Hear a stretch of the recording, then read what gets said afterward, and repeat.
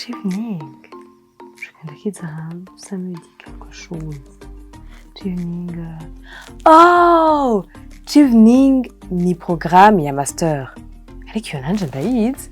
Ntuyimubwira vrema.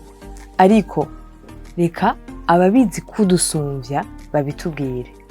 Nitwa Shazari Ngabire, nkaba nkora mu biro by'ubuserukizi bw'ingoma y'Ubwongereza mu Burundi.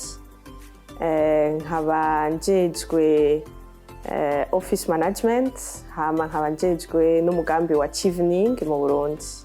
Chevening ni umugambi wa master imara umwaka umwe, ikaba ibera muri universite z'Ubwongereza,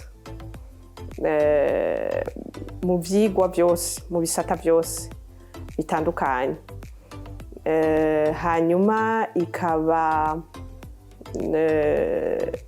iraba ibihugu birenga 160 kw'isi.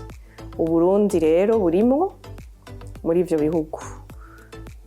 Abarundi ba mbere bagiye kugira uwo mwaka wa master batanguye kugenda mu 2015.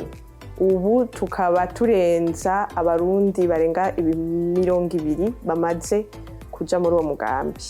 Uwo mugambi ku mwaka tuwugurura mu kwezi k'umunani.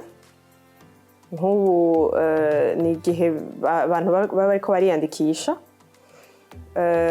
Akaba ari umugambi ukoresha ubuhinga bwa none, online, no kwiyandikisha online. Hanyuma hakaba hari amaformulaire umuntu akompleta online.